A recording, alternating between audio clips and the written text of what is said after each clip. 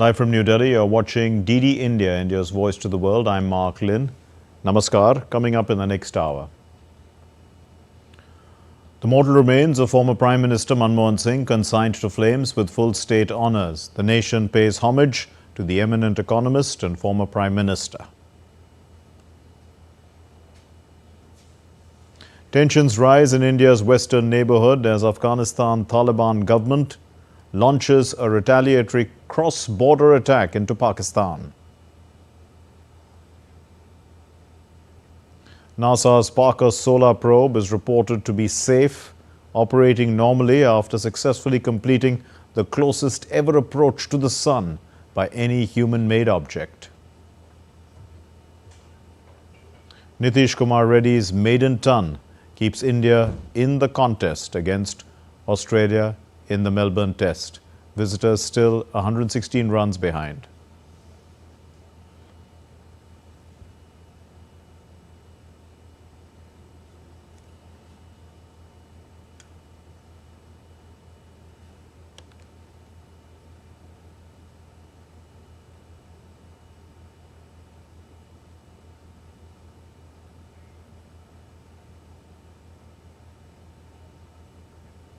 India bid a tearful farewell to former Prime Minister Manmohan Singh on Saturday. His last rites were performed with full state honours at the Nigambodh Ghat in New Delhi.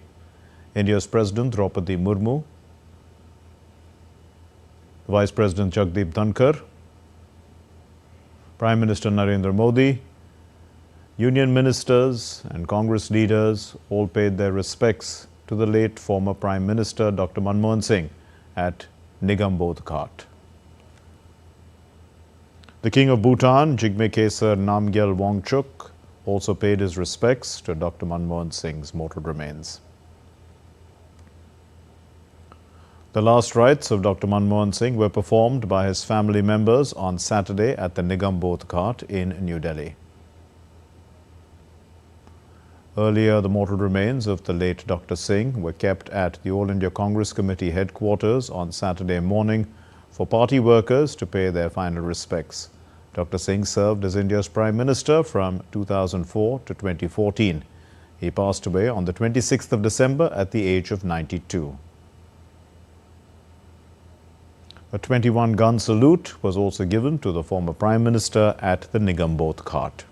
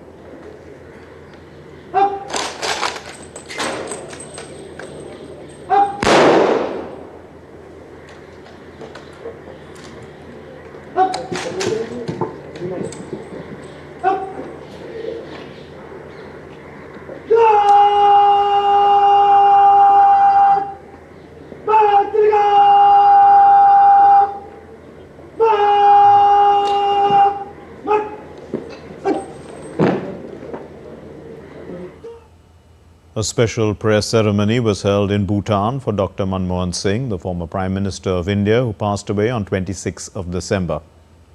As a mark of respect to Dr. Singh and in solidarity with the people of India, all national flags across the country of Bhutan and its embassies, missions and consulates abroad were flown at half-mast. Showing solidarity with India at a time when the nation mourns the death of the former Prime Minister Dr. Manmohan Singh, the government of Mauritius has announced that their national flag will also be flown at half-mast on all its government buildings during sunset of, this is until sunset of December 28th. Simultaneously, the private sector of the island nation has been appealed to also fly their flags, at half-mast. Earlier, the Foreign Minister of Mauritius, Dhananjay Ramphul, had arrived in India and he attended the funeral of Dr. Manmohan Singh.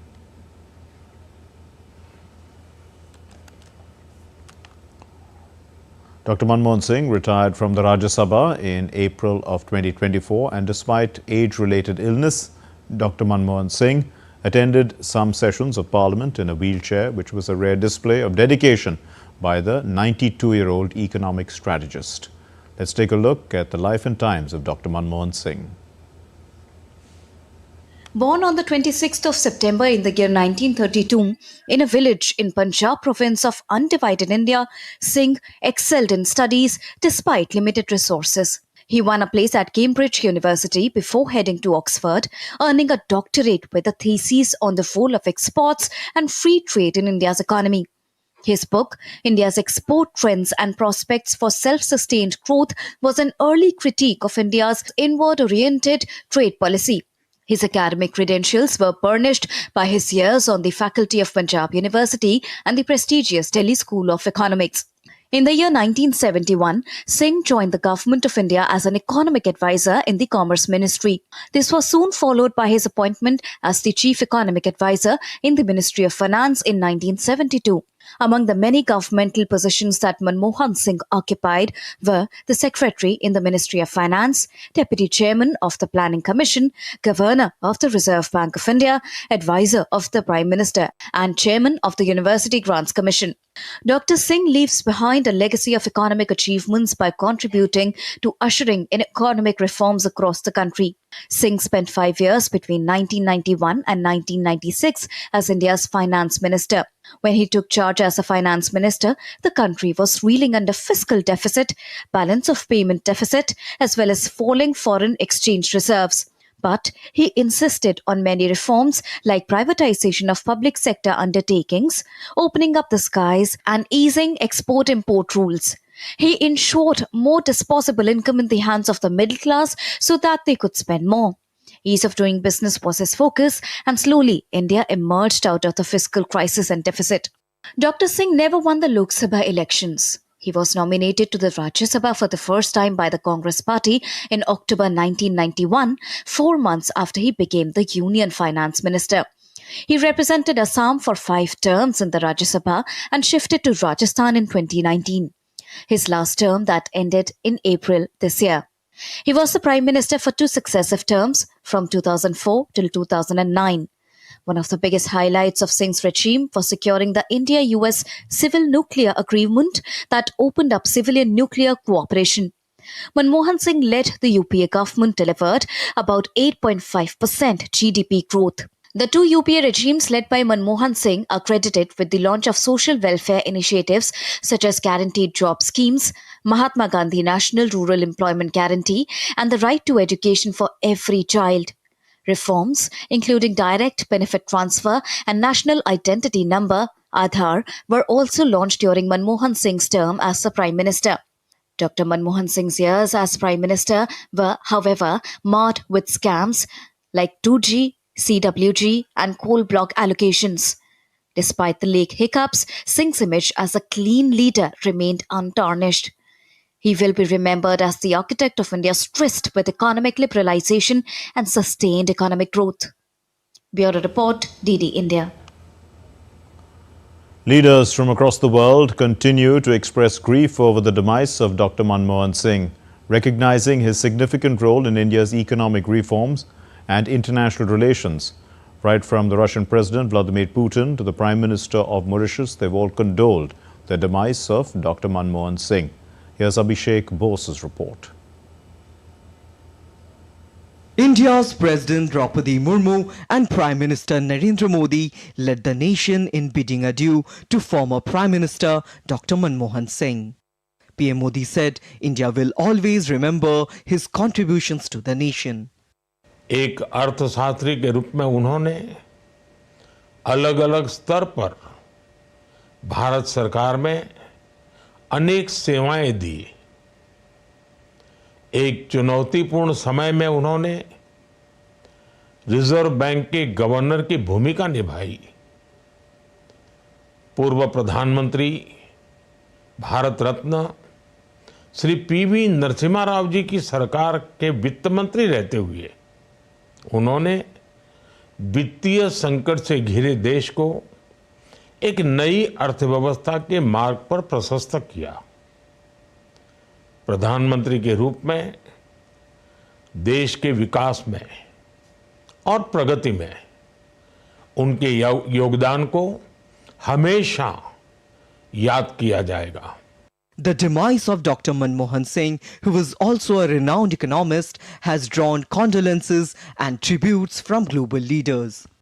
French President Emmanuel Macron called Dr. Singh a great man who devoted his life to India. On social media platform X, Macron said, "India lost a great man and France a friend." The United States offered condolences on Dr. Manmohan Singh's demise. US Secretary of State Antony Blinken called Dr. Singh one of the greatest champions of the US-India strategic partnership.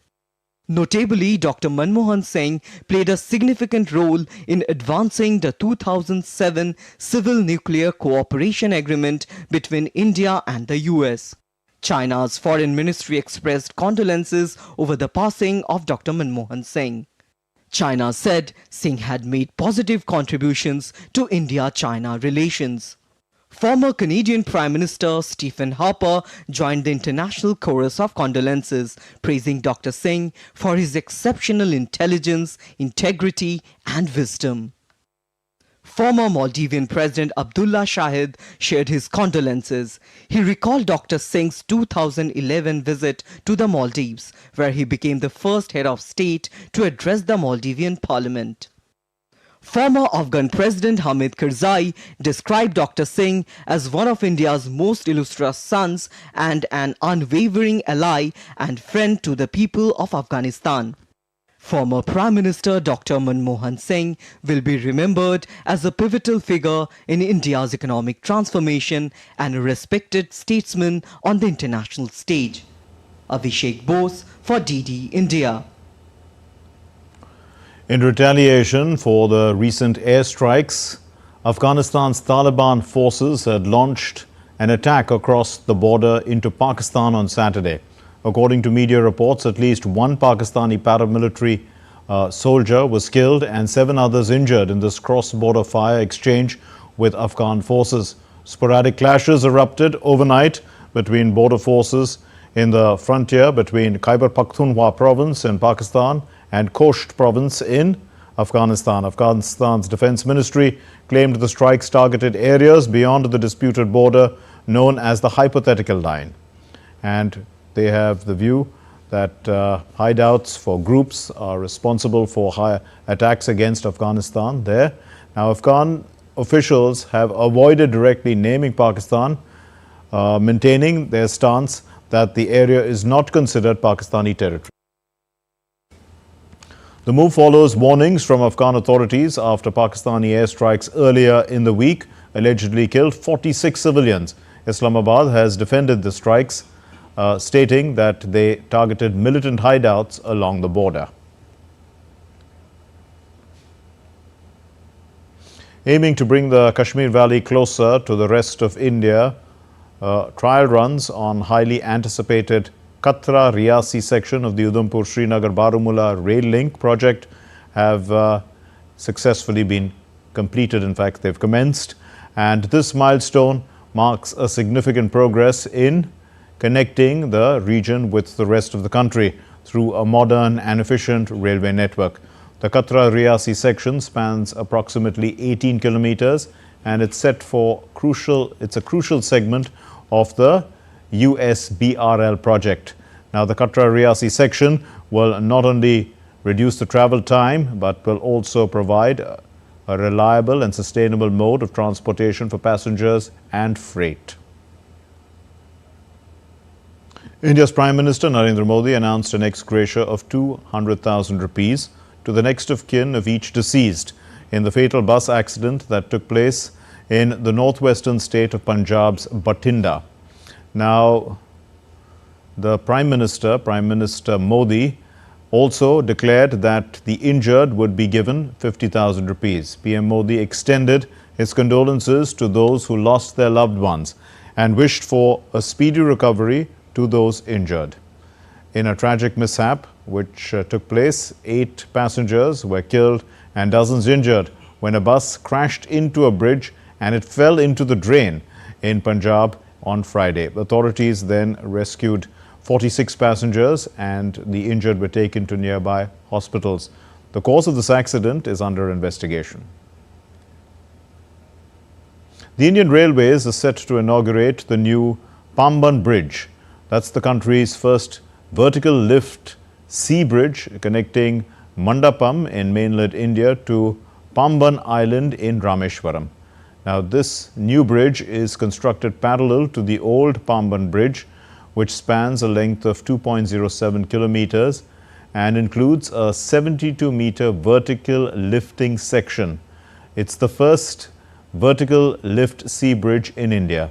It's equipped with advanced electromechanical systems and a counterweight mechanism. The bridge operates more efficiently, allowing seamless ship passage. The new Pamban Bridge will not only enhance train speed and connectivity, but also attract tourists, offering stunning views from a gateway to Rameshwaram's iconic Ramathaswamy temple. Now, still to come here on DD India NewsHour. Mexico is developing an app to allow migrants to send alerts if they are detained by the US authorities. The US President-elect Donald Trump seeks time to resolve the TikTok issue. He asked the US top court to halt its decision till he takes office. The German President Steinmeier has dissolved parliament. The stage is being set for elections in February.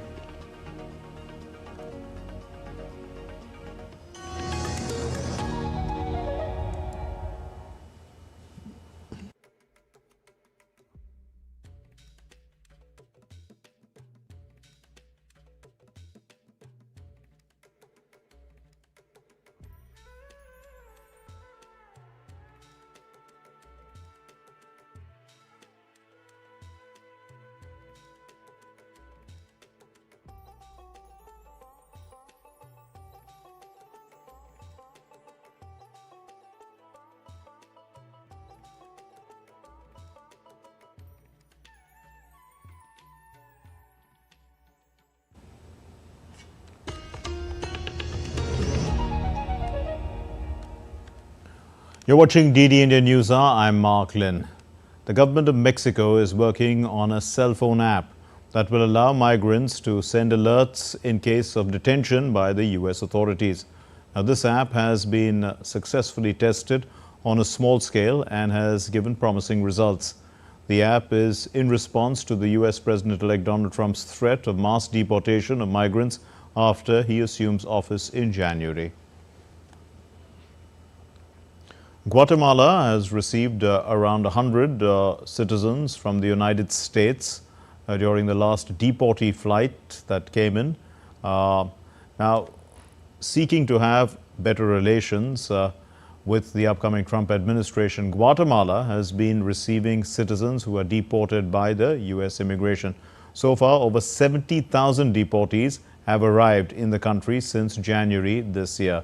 Guatemalan authorities expect the number of deportations to go up in the coming year, with their reintegration into the social fabric a priority. The US President-elect Donald Trump has urged the apex court to pause the law that could ban social media app TikTok, stating that he might need time to find a political resolution to this issue. The US Supreme Court will next hear this matter on January 10. Now, the law, if effective, will seek TikTok's Chinese owner to sell the company to an American platform, failing which it may face a ban. Senior members of Canada's cabinet held talks with the US President-elect Donald Trump's nominees to lead the Departments of Commerce and Interior as Ottawa works to hold off the threat of punishing tariffs. Canada's newly appointed Finance Minister, Dominic LeBlanc, and the Foreign Minister, Melanie Joly, they have met with Howard Lutnick, Trump's Commerce Secretary nominee, who will also lead the country's tariff and trade agenda. Trump has vowed to impose crippling 25% tariffs on all Canadian imports when he takes office next month. He has said that these will remain in place until Canada addresses the flow of undocumented migrants and the drug fentanyl into the United States. Now, prosecutors in New York, they are seeking the maximum penalty of life without parole for Sebastian Zapata, accused of killing a woman by setting her on fire at the New York subway. The announcement was made by the Brooklyn District Attorney Eric Gonzalez on Friday. The 33-year-old resident of a homeless shelter in Brooklyn, Zapata, faces charges of first-degree murder, second-degree murder, and first-degree arson. According to the police, he used a lighter to ignite the clothes of a woman who appeared to be asleep on an F train at the Coney Island Stillwell Avenue subway station last Sunday. She was pronounced dead at the scene, with the medical examiner confirming smoke inhalation and thermal injuries as the cause of death. Authorities are still working to identify the victim. Assure the people of this city that this office will do everything in our power to hold him accountable. This was a malicious deed, a sleeping, vulnerable woman on our subway system. This act surprised many New Yorkers as they were getting ready to celebrate the holidays.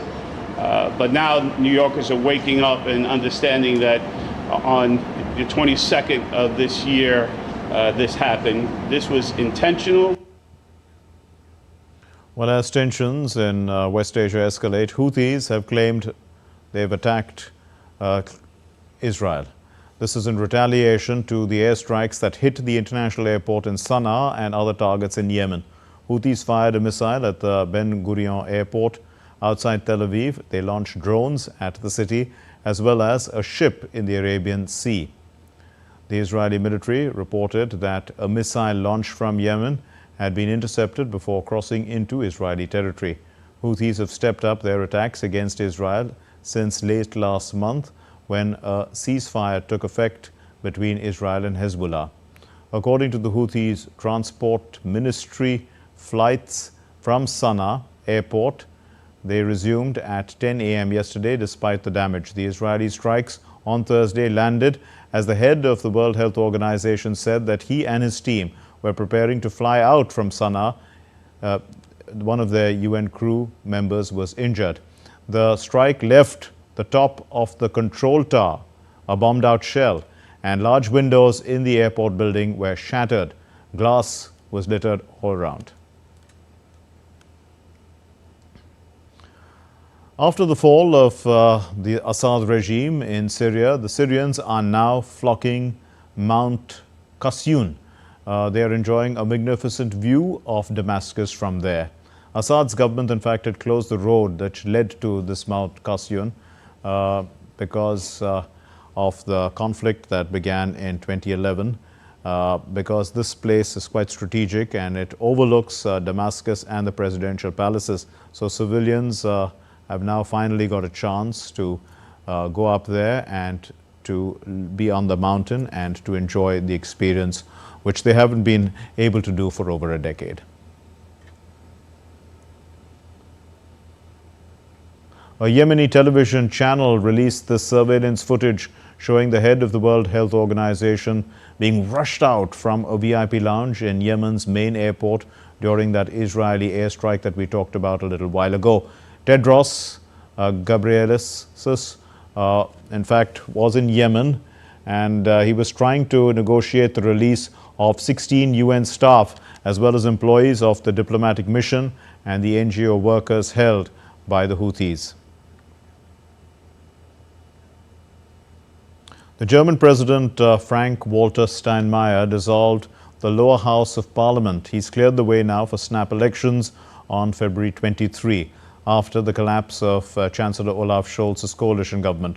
Scholz had lost a confidence vote earlier this month following the departure of the Free Democrats leaving his government without a majority. Meanwhile, the Conservative challenger, Friedrich Merz, has launched his campaign accusing Scholz's administration of stifling growth with excessive regulations. Mitbürgerinnen und Mitbürger, Dear fellow citizens, I have decided today to dissolve the 20th German Bundestag and to schedule new elections for 23 February next year. A letter to this effect has just been handed over to the President of the German Bundestag. According to the vote on the vote of confidence, the current government no longer has a majority. However, I have not been able to recognize any majorities for a differently composed government in the talks either. I am therefore convinced that new elections are now the right way forward for the good of our country. A deepening political crisis in South Korea has not diminished the military readiness of 28,500 troops stationed in the Asian state, but Washington is closely monitoring the situation. The United States has troops stationed in South Korea as a legacy of the 1950-53 Korean War. After the martial law declaration this month, the US and South Korea had postponed a tabletop exercise, and the US Defense Secretary Lloyd Austin had scrapped a trip to South Korea.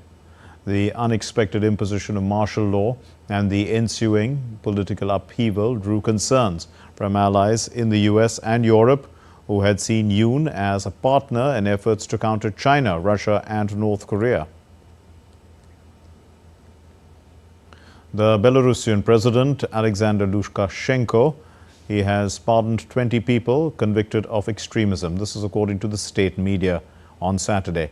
Now, those pardoned have reportedly expressed regret for their actions and formally requested clemency. An official statement confirming the same was released by the President's office. NASA announced on Friday that its Parker solar probe is safe. It's operating normally. This is after successfully completing the closest ever approach to the Sun by any human-made object. On December 24, the spacecraft flew within 3.8 million miles of the Sun's surface, entering the corona, the Sun's outer atmosphere. The operations team at Johns Hopkins Applied Physics Laboratory in Maryland, they received a beacon signal from the probe just before midnight on Thursday. The spacecraft is set to send detailed telemetry data about its status on January the 1st. Today we got back very late at night, last night about 11:50 p.m. Eastern time. We got back a green beacon from the Parker Solar Probe spacecraft indicating that it successfully completed humanity's closest approach to a star, closest ever flyby to the Sun. And really just an amazing achievement. We were able to actually fly through the upper atmosphere of the corona of the Sun, which is just an amazing thing if you think about it. Now, still to come here on DD India NewsHour, we'll discuss the legacy of former Prime Minister Dr. Manmohan Singh. EAM Jaishankar speaks to Indian diplomats in the United States. They discuss ways to strengthen high-tech cooperation.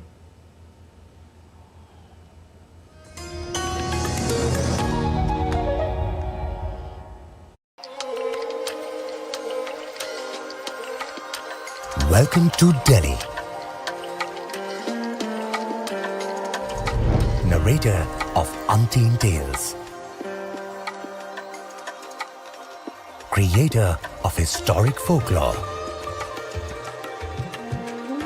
To the Delhi of today that is proud of its past. To the Delhi of tomorrow that's charting a glorious future. To lanes, to foods, to ever-changing city moods. To walls, to historic gates, and everything in between. To art, to theatre, and an ode to the inner creator. To bhavans, to path, to melting pot of cultures.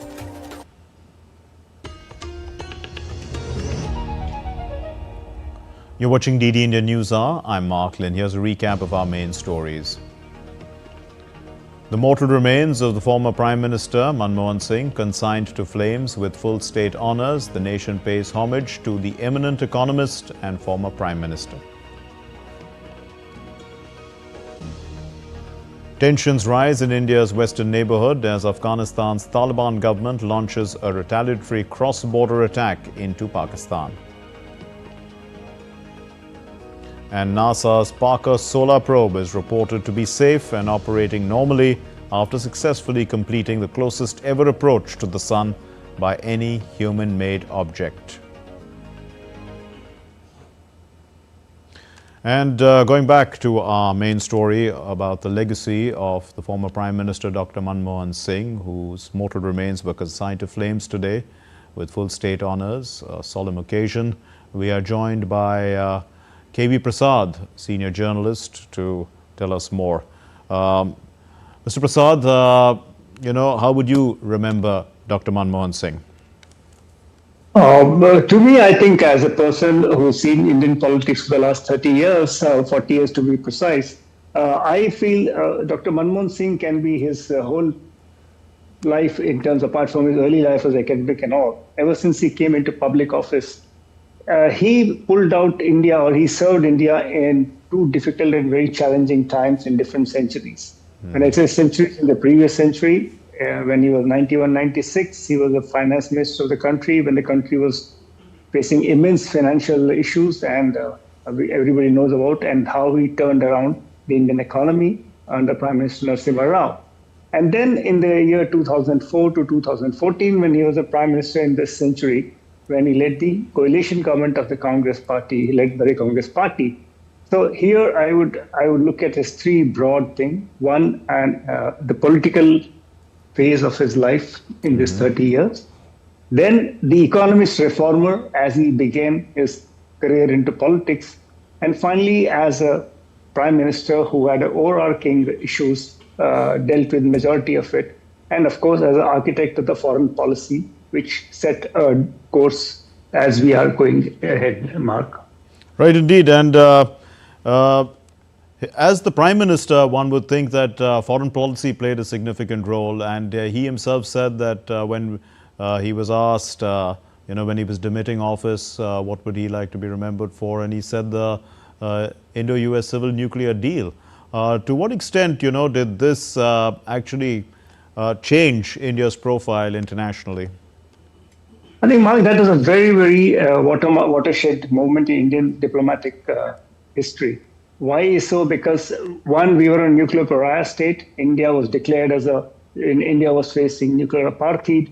And here a person came up with a policy where you segregated the military component of the nuclear energy and the nuclear energy, and got on board one of the most powerful countries in the world at that point in time. It was almost unipolar. The United States of America backing India under President George Bush.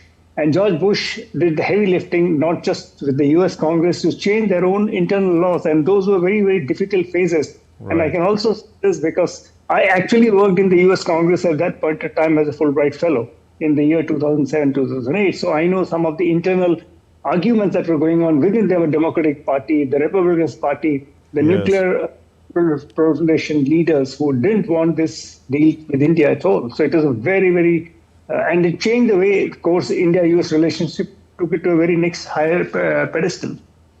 Right, and on the national front, we can look at the Right to Information Act, as well as the NREGA, or the National Rural Employment Guarantee Act. These are significant. And the National Food Security Act. And the Food Security Act also. Basically, the rights-based issues and with the Education Act as well, the free education. Right to education. So the government's commitment was springing out of the Constitution to take it to the rights-based. It was no longer just a law, legality, but a constitutional right that the people of India were guaranteed. And that, I think, made a significant shift it takes forward from where the country was, a country whose constitution believes in social welfare.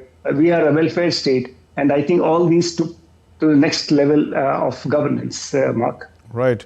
But one would say that, as Prime Minister, he led a coalition and he was not quite in charge, some would think, because there was a superstructure that handled the politics of it. And what would you think? I mean, did he give enough space? He was not micromanaging the entire cabinet, and perhaps people were pulling in different directions. And that led to the downfall of the UPA in the second term.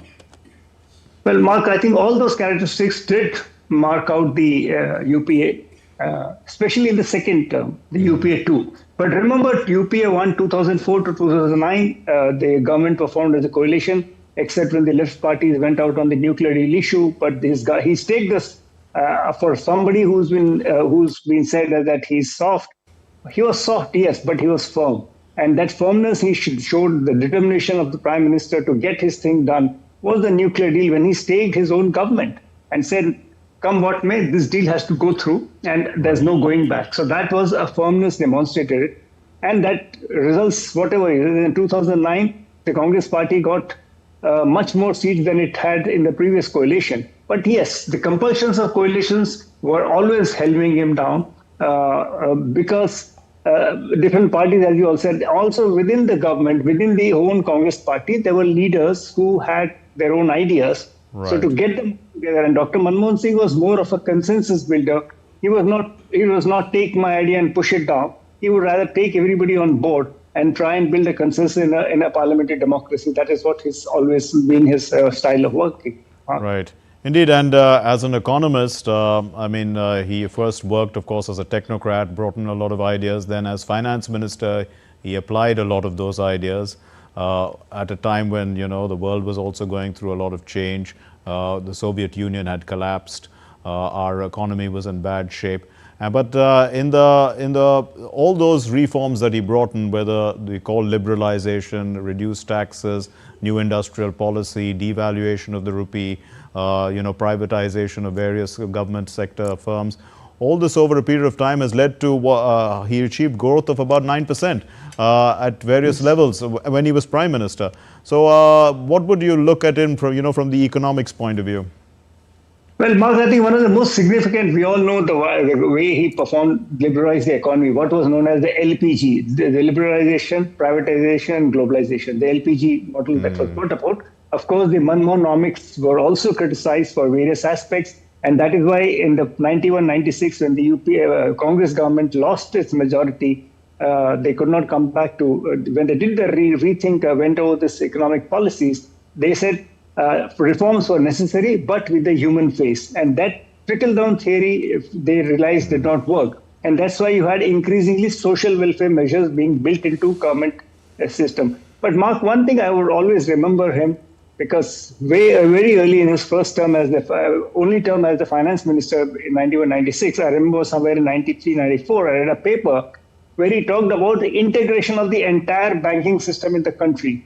And that time it looked like, what are we looking at? And that launched what was known as a core banking solution, or core banking system. And today, 30 years down the line, all of us know the seamless manner in which we do bank transactions across bank platforms, irrespective of the bank account you have or I have or anybody else has, the seamless transitions that happen.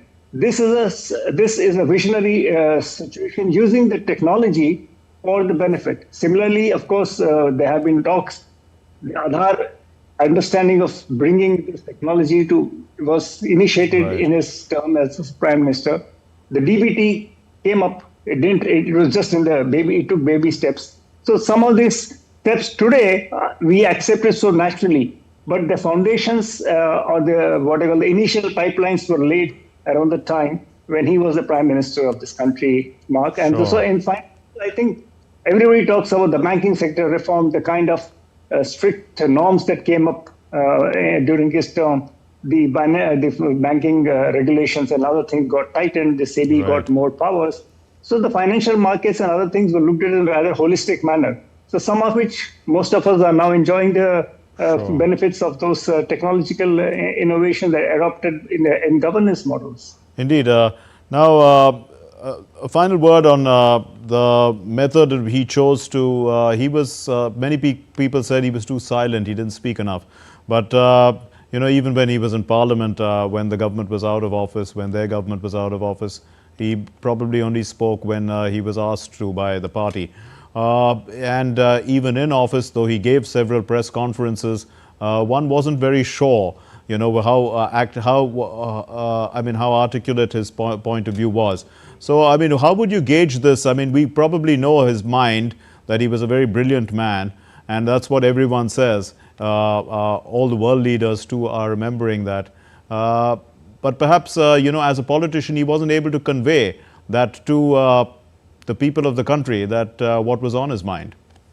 Mark, I'll answer in two parts. Part number one, I remember when I was in one of the newspapers, The Hindu, and I was covering the Rajya Sabha, and I went to meet him. Since he was the leader of the opposition, I sent in my request to meet him, and he was very kind enough. We spent some time talking various things, and just about as I was about to leave, he said, "Mr. Prasad, you are most welcome to come up to my office to seek anything you want in pursuit of your professional work. But there is a caveat or something to that effect." I said, "What is it, Dr. Sir?" He said, we can discuss anything but politics." So, and I kind of smiled and said, "Sir, but my economics is not good to even test to come close to you." Anyway, that was but let me tell you, I was him in Parliament, both as a leader of opposition, not so much as a finance minister, but more in the leader of opposition, and also as a prime minister. There were times he would sit through the debates, listen attentively, and if somebody from the opposition or the other side of the aisle made a point which he thought required, an actual interpretation or what the government was thinking on it, he would immediately get up. He would listen to debates for hours together, sitting in Parliament, and you thought probably one wondered whether he was listening at all, but no. And there were times when his junior ministers were answering questions, and there were a fusillade, a volley of questions coming from the opposition. He would get up and make the intervention, and that was the end of it. So it was not that he didn't want to speak, but he was a man of few words. He didn't want to, make public about what he was doing. He always believed the concept that his work should speak rather than him. Right. We leave it there. Thank you very much, Mr. K.V. Prasad. Thank you for those insights into the life and the legacy of Dr. Manmohan Singh. Now, moving on, India's External Affairs Minister S. Jaishankar, who is currently on an official visit to the United States, he met with the officials of the Indian Embassy, consulate generals in the United States. They discussed the opportunities for deepening the partnership. They focused on technology, trade and investments. It's a two-day conference that he had with them, and he shared his views also on better serving the Indian community in the United States. The minister met with the U.S. representative Mike Waltz. Mike Waltz, they had wide-ranging conversation on bilateral relationship as well as the current global issues. Mike Waltz, as we know, is Donald Trump's pick to be National Security Advisor. The minister also met the U.S. Secretary of State Anthony Blinken. Both the leaders reviewed the advancement of the India-US partnership over the last 4 years. They both agreed that cooperation has definitely strengthened in many domains, just as the comfort levels have grown correspondingly. Both showed confidence that the India-US relationship will serve mutual interests as well as global good. Let's take a look at other stories now making the news. India's Enforcement Directorate, it's called the ED, they have conducted 7 raids in connection with the Chhattisgarh liquor scam, including the former Excise Minister Kawasi Lakshma's residence in Raipur. The Central Reserve Police Force personnel, they surrounded the house as ED officials carried out this investigation inside. Lakhma, during his tenure, which was from 2022 to 2023, allegedly received rupees 2 crore monthly from scams. The rescue operation continues for 3.5-year-old girl who is trapped in a 150-foot deep bore well. This is in the western Indian state of Rajasthan. Authorities, including the national and state disaster response forces, along with the local administration, have been working tirelessly to ensure her safe recovery. Let's hope for the best there. In a tragic mishap, 8 passengers were killed and dozens injured when a bus crashed into a bridge and fell into a drain in the northern Indian state of Punjab on Friday. Authorities rescued 46 passengers and the injured were taken to the nearby hospitals. The cause of this accident is under investigation. The Indian Army's Chinar warriors, they evacuated 68 tourists who were stranded in Jammu and Kashmir's Gulmarg during a heavy snowfall there. Road closures had taken place. They provided hot meals, shelter and medical assistance to 137 people, including 30 women and 8 children. The Indian Army's contingent of 334 personnel have departed for Nepal on Saturday to participate in the 18th edition of the battalion-level joint military exercise, Surya Kiran. Now, the contingent, led by a battalion from the 11th Gorkha Rifles, will collaborate with the Nepal Army's Srijung battalion during the exercise. It's scheduled on December 29, 2024, and it's going to go on till January 13, 2025 at Salij Handi, which is in Nepal, and the training, it focuses on enhancing skills in jungle warfare, also counter-terrorism and humanitarian assistance. Okay, still to come here on DD India NewsHour. Australian bushfires that began on December 17 rage on. And India's top-ranked shuttler Lakshay Sen storms into the semi-finals of the King Cup International Badminton Open 2024. This is in Shenzhen in China.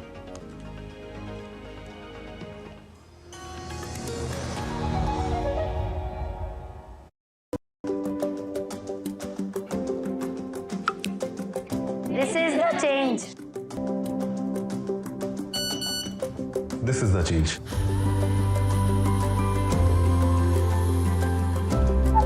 This is the change. This is the change. The change is happening. It is making me fully independent and self-reliant. The change is protecting my rights, ensuring that I get my fair share without any obstacles. The change is power. Today, I have the power of technology, the power of Jan Dhan account, Aadhaar, and mobile. That is giving me unprecedented access to government schemes. The change is helping us break the boundaries and making it possible for our products to reach out to the entire country. Today, we have the freedom to sell to whoever.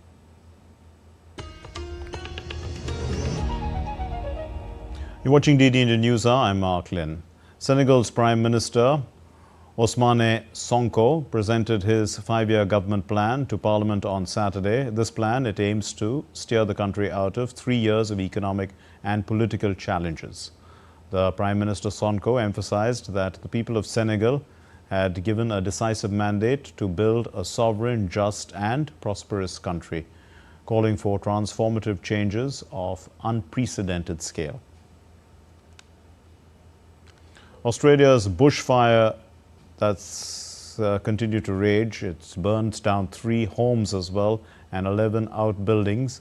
Now, this blaze started on the 17th of December at the Grampians National Park in Victoria. It's gone out of control and is expected to continue for a few more days. It's already burnt over 75,000 hectares of land. And more than 600 firefighters have struggled to contain this blaze. So far, no casualty has been reported. Favorable weather conditions are expected for the next week by the weather department. Let's hope they get some rain there. Now, Brazil has stopped issuing temporary work visas for the workers of the Chinese electric vehicle maker BYD, and they have alleged accusations of some workers being victims of human trafficking. The allegations have raised concerns that the South American nation, as the Justice Ministry has threatened to revoke all the resident permits if the reports hold true. Now, recently, Brazil's labor authorities had claimed that they found 163 Chinese workers brought to Brazil irregularly in slavery-like conditions. Now, on the other hand, Jiangjiang Group, the contractor of these workers, has denied any wrongdoing. They said that they are normal workers. You're watching DD India NewsHour. Time now for sports news. And in cricket, India have ended day 3 of the 4th cricket test against Australia at Melbourne. India were at 358 for the loss of 9 wickets. The visitors are still 116 runs behind the Australian first innings score. But youngster Nitish Kumar Reddy, also Washington Sundar, they helped in India's fight back with a 100-run partnership for the 8th wicket, mind you. Now, Sundar scored a fluent 50 before being dismissed by Nathan Lyon. And on the other hand, Nitish Kumar Reddy continued to play on, and he's brought up a century. He's only played 4 tests. His maiden century, he's batting on 105, not out. And he's kept the visitors in the game. Scott Boland and the skipper of Australia, Pat Cummins, took 3 wickets apiece. Now, Reddy, who is unbeaten on 105, will resume on Sunday alongside Mohammad Siraj, who is batting on 2. They are defending the last wicket. India's top-ranked men's shuttler, Lakshya Sen, stormed into the semi-finals of the King Cup International Badminton Open 2024 after beating Hong Kong's Angus Ng Ka Long. This happened on Friday. Lakshya Sen is ranked 12th in the world. He defeated the world number 17 quite fluently, but he dropped the first game, 10-21, but then he won 21-13 and 21-13 in the scoreline. And this was Lakshya's first win over Angus Ng Ka Long in 4 meetings. The two players, they had encountered each other last at the Malaysia Masters in 2023, and then Angus had won 21-14 and 21-19. But in the semi-finals on Saturday, it was Lakshya's turn, and now he's going to face off against the 18-year-old Chinese youngster Hu Xian. Let's give you some chess news now. The defending champion Magnus Carlsen was disqualified from the World Rapid and Blitz Championship. It's a big tournament, and he's the current world champion in these formats. He was disqualified for violating the FIDE dress code. Carlsen was fined for wearing jeans, which are explicitly prohibited under the tournament regulations, despite being informed of the breach, and he had requested to change. He was requested to change his attire, but Carlsen refused to do so, and as a result, he was not paired for round 9 of the Rapid Championship. In a statement, FIDE emphasized that the dress code rules are long-standing, well communicated to participants, and designed to maintain professionalism. The former Olympic champion Belinda Bencic led Switzerland to a 2-1 win over France in the United Cup tournament on Saturday. The 27-year-old beat Chloé Paquet 6-3, 6-1 in her first match, and she later combined with Dominic Stryker to down the pair of Alexane Lechmia and Edouard Roger Vesseline. They won 6-1, 7-6. Hugo Humbert and had earlier pulled France level at 1-1 with a win over Stryker, and then forced a mixed doubles rubber. Now, Canada were also victorious in the Group A match of the 10 million tournament that features 18 countries, as they defeated Croatia 2-1. As the preparations are on for the Mahakumbh of 2025, the Northern Central Railway, they have introduced several innovative measures to accommodate millions of pilgrims who would be traveling. The multilingual announcements are going to be there, digital kiosks and advanced ticketing solutions have been set up to make the journey of the devotees convenient and hassle-free. A special toll-free helpline number has also been launched for the convenience of passengers, those who are coming to Prayagraj to attend the festival of the sacred picture. The toll-free number will offer details such as train schedules, operational stations, ticket counters and shelter locations. This helpline will be operational starting January 1, 2025. That's all we have in this edition of DD India News Hour, but let's know your thoughts on the news of the day. And for those of you on the go, you can get the latest news and updates from India and across the world on the DD India mobile app. The app is available on both Android and iOS platforms. Scan the QR code and download it now. We'll be back with more news as it breaks here on DD India. I'm Mark Lynn. Thank you for being with us here from Delhi. Namaskar.